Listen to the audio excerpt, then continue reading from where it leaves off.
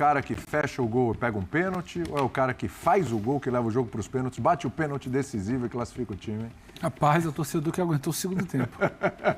Foi uma pressão danada, hein? O torcedor do Vasco que aguentou o segundo tempo, ele é um herói. Agora, é muito difícil você falar do Vasco hoje sem passar pelo Verratti, né? Putz, impressionante. E sem passar pelo Piton também, para ser justo. Porque o Vasco, quando aciona o seu modo ali, Piton para o Verratti para o gol, é o que salva em muitos momentos. Porque se você pega para ver o recorte exato do momento do gol do Verratti, era um Vasco que tinha acabado de ter um jogador expulso, era um Atlético muito à vontade no seu campo, com a sua torcida, 2-0, poderia ser 3 naquele momento, tamanha pressão. O Vasco sente muito o primeiro gol do Atlético. O Atlético, diferentemente dos outros jogos contra o Vasco, que sai na frente, não consegue se impor e ver o Vasco retomar, por conta muito também do ambiente na sua casa e conseguir a virada, os 2 jogos seguidos, né? Hoje ele faz o primeiro gol no momento que o jogo era até confortável para o Vasco. O Vasco tira a velocidade inicial do Atlético, tira aquele abafo, circula a bola, consegue jogar, desatenção, bola levantada, 1-0 Atlético. Aí ali o Vasco sente muito. E aí o Atlético aproveita para tentar atropelar, sentir, circular a bola, volume de chance e consegue. Faz o 2-0. O Vasco perde a cabeça, tem a expulsão. O momento era absolutamente assim, negativo. O torcedor já pensando em tudo que ia saindo e escorrendo pelos dedos. Aí você, numa bola que insiste em não acontecer, um ataque, bate-rebate, busca a esquerda. É o Piton que busca o Verratti, que busca a cabeçada, mais uma vez, improvável, e faz o gol. Então, você não tem como falar da história do jogo, nem da disputa de pênalti, se não passar pelo Verratti, mais uma vez, que é emblemático, acaba batendo o último pênalti. Então, acho que tem muito dele, pelo que faz nas últimas partidas, pelo gol que tira da cartola, sabe? O Coelho ali que ele tira da cartola no momento agora. Mais uma vez. O lance da expulsão do Ryan bobo, imaturo. Rafael Paiva fala sobre isso no momento, quase deixa o time na mão por ali, precisa ser cobrado eternamente, ser falado, é um garoto jovem. Agora, passa muito. Se tivesse uma cara hoje desse time, por exemplo, não é o Payet, não é o Coutinho, sabe? Talvez seja a torcida quando joga em casa, talvez seja o Léo Jardim em muitos momentos, mas é o Verratti, a cabeçada que você acha que ele não vai chegar. E ele quase sempre vai achar uma cabeçada que o goleiro não vai chegar. Então, eu não acho que o time de futebol precisa ter um herói e um vilão no jogo, exatamente. Nesse caso, qual foi mais importante para a classificação? Ambos muito importantes, como outros jogadores. Sim. Esse destacar o Verratti. Porque coloca o Vasco nos pênaltis e porque tem uma coisa, a gente estava discutindo muito seleção brasileira, mais uma vez, nessa...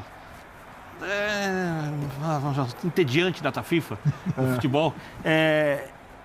O Brasil, e não estou falando que ele tem que jogar, pelo amor de Deus. O que ele tem sobra. O que sobra é falta lá. De personalidade, do cara que aparece no momento difícil, do cara do jogo grande. Eu não estou falando que ele tem que jogar nem na seleção brasileira, nem na seleção argentina. De bola que segura. Eu estou falando da tá personalidade, eu não estou falando da qualidade. Caráter. Esse cara, assim, ele tem isso. Pode não funcionar todos os jogos, pode não funcionar em todas as decisões, mas é inegável que várias vezes ele mostrou isso. Acrescentar, eu acho que assim, porque vocês estão falando muito bem do Verratti. Aliás, é impressionante como ele deu trabalho além do gol também. E dar trabalho o jogo todo com um time que atua toda a segunda etapa com um a menos é um negócio impressionante. Mas, já que já falamos bastante do Verratti, falar do Léo Jardim também, porque, cara, é impressionante. Assim, o segundo tempo foi um segundo tempo de pressão e óbvio que seria, e é óbvio que tem incompetência do Furacão também ao não conseguir fazer um gol jogando segundo tempo em casa, todo com um a mais e tendo um time bem capaz, pelo menos na teoria, não tem mostrado essa capacidade nos últimos tempos. Mas o Léo Jardim também, quando acionado, foi muito bem no segundo tempo. Acho que não estou nem falando da penalidade só, estou falando mais do que ele fez realmente durante todo o segundo tempo. Para mim é um destaque no mesmo nível. Acho que são os dois caras que a gente pode colocar no mesmo nível. E duas coisas que o Vasco passa a ter desde o Fernando Praz, porque vai se falar muito do Vasco de volta à semifinal de uma Copa do Brasil. Desde o Fernando Praz, o Vasco não tinha um goleiro que o torcedor olhasse e falasse, esse aí... E do Verratti, quando você fala de brilho, de personalidade, de tudo isso, o Vasco hoje, você virar para o torcedor do Vasco há 10 anos, há 8 anos, há 7 anos, há 2 anos e falar, o Vasco vai ganhar 2 partidas seguidas do Atlético Paranaense e vai eliminar o Atlético Paranaense dentro da Liga Arena, da Arena da Baixada. O cara vai virar e falar, você está maluco. O histórico do que é o Vasco enfrentando. Então, um time que aprendeu a se classificar na Bacia das Almas não é o melhor time tecnicamente da competição, não é do Campeonato Brasileiro, não vai ser talvez das próximas competições que joga. São Paulo também não é no passado. Mas o Vasco deixou de ser um time passivo, que o torcedor já olha esperando o pior, só tentando definir como é que vai ser o enredo do pior.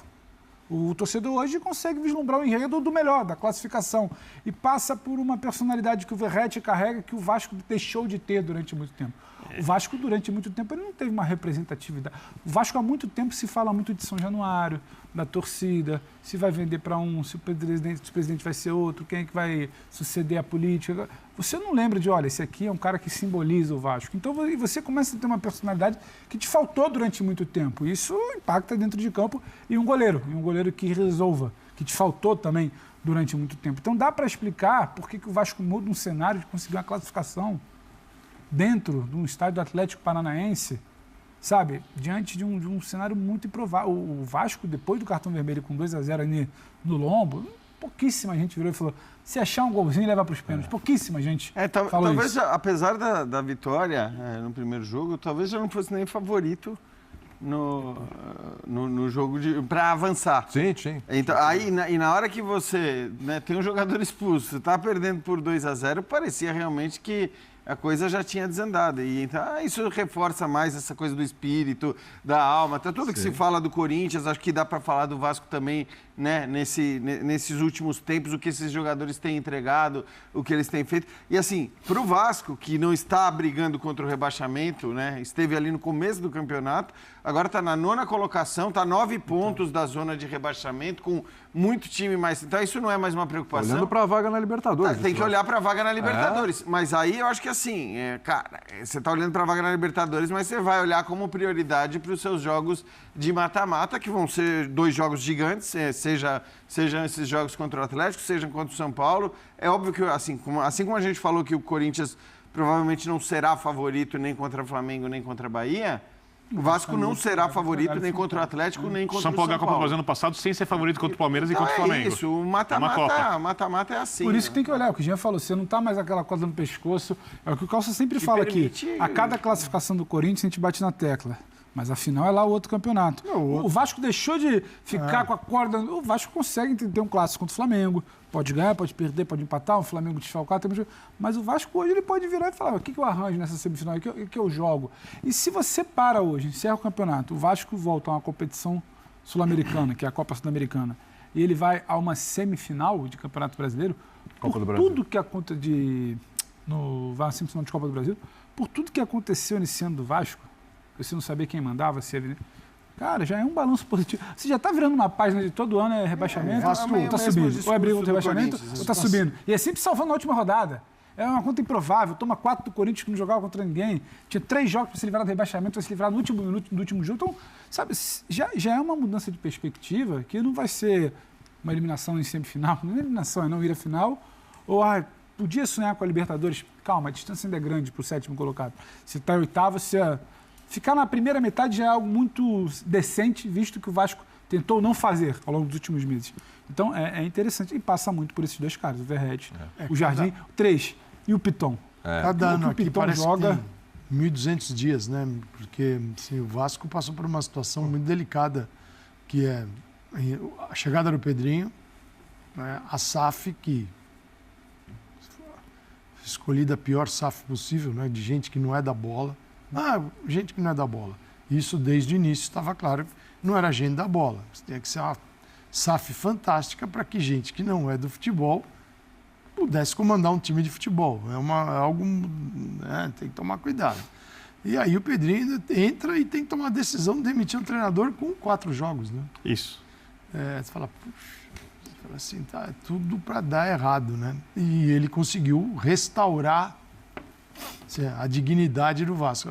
Mas é muito pouco, mas pensa no o que seria estar lá embaixo, na zona do rebaixamento. Assim, as decisões foram muito duras, muito difíceis, não foi nada confortável para que ele tomar essas decisões, porque ele também poderia quebrar a cara e falar, tá vendo? Mas não soube esperar. Tá.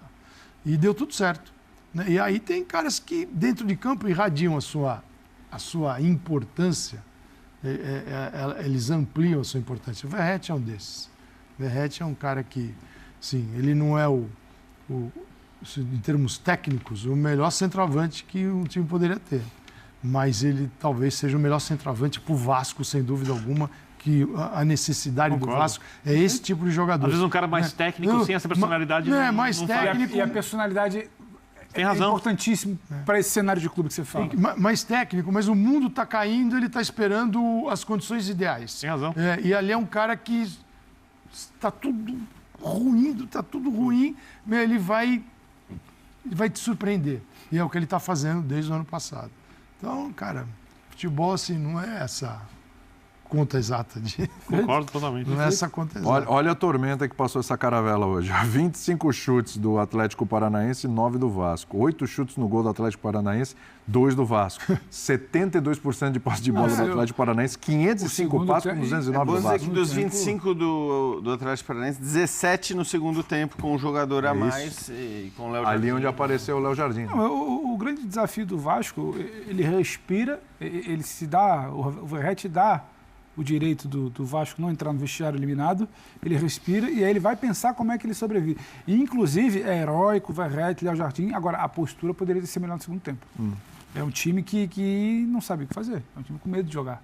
É um time que Mas não você acha sabia... que tinha que jogar nessa Não. circunstância? Um time com medo de jogar, assim, com medo de abordar. A bola para sair, você segura, você escolhe o passe que não é o melhor passe. Você está sempre ali no limite ali. Até você saber se defender, você tem que saber se defender. Não é se defender quase pedindo desculpa. Bota todo mundo aqui e fica aqui. Você tem que saber se defender. Tentar se impor. Não é que tem que jogar. Não estou pedindo para pegar a bola, ter a bola, ir para cima. Vai para cima, se lança. O que a gente acabou de falar do time que se lança? Nesse cenário do mata-mata que você falou de juventude. Não era isso. Agora, é como você se defende. É como você se defende. É como você consegue até se defender quando você tem a bola, minimamente. Não é ter medo. Tira a velocidade, dá aqui, dá um respiro. A bola quando estica no Verratti e das poucas vezes ele vai, ele segura, ele cai. Dando mérito para o Atlético que conseguiu pressionar bastante muito. também. Né? Agora, a postura podia ter sido... O termo não é covarde, mas a postura podia ter sido mais corajosa para o segundo tempo.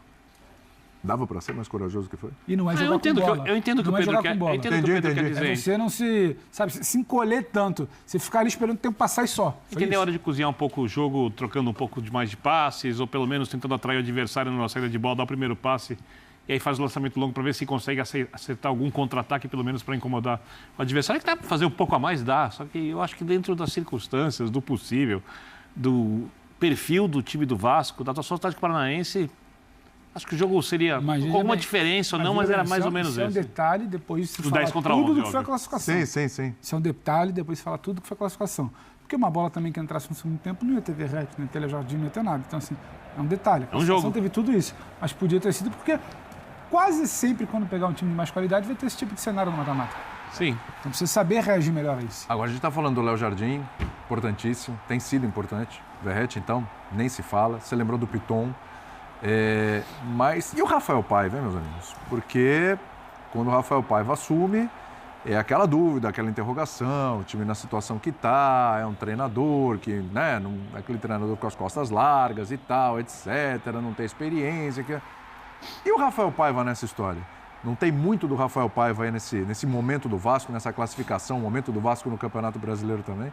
Ele não é um cara fundamental também nessa retomada? Com certeza, até porque ele é fruto de uma demissão de um treinador e, tá bom, vamos lá, vamos tocar o barco, ver o que acontece. E ali o Pedrinho que é um cara da bola, né? O Pedrinho, diferentemente da galera da SAF, não os funcionários que a SAF contratou, mas você tem o centro das decisões, né? E o cofre está na mão de gente que não entende nada. Só uma informação para complementar o que você vai falar, Calça. O Pedrinho e o Felipe, inclusive, no início do trabalho do Rafael Paiva, estão presentes. Sim. Estão perto das tomadas de decisão de campo, não só de gestão. Porque ali você tem, esses caras entendem demais o negócio, né? Pedrinho como jogador, com a personalidade dele e como colega também, comentando jogos, né? Pedrinho era um cara legal, você parava para ouvir o Falava Pedrinho, do jogo. Do jogo, né? Então, você fala, esse cara virando presidente num clube, ele tem uma visão que te encanta, é uma visão da bola. Claro que... E pertence àquilo ali também. É claro que, né, assim, é diferente você estar aqui e tomar decisões que você nunca vai tomar. Você só dá palpite. A outra está lá com a caneta na mão, né? Sim.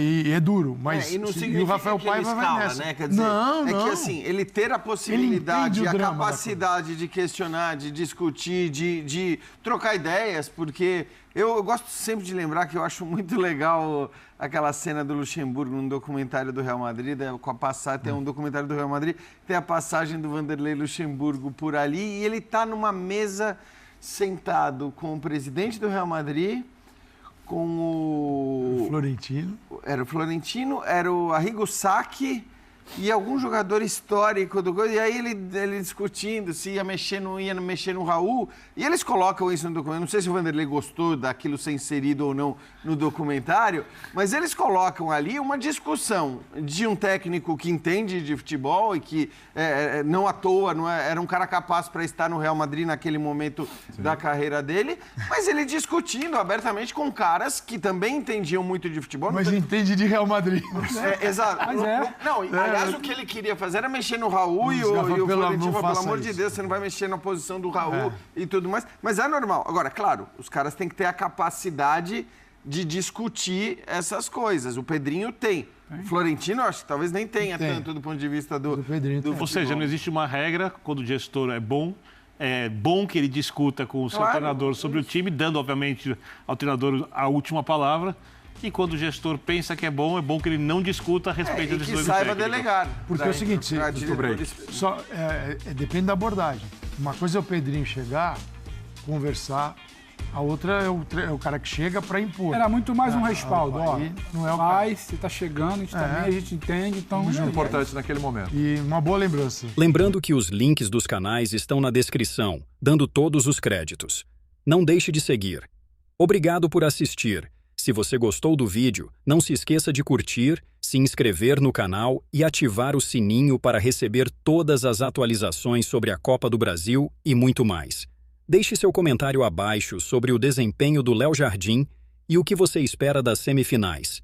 Nos vemos no próximo vídeo e que venha a próxima vitória do Vasco.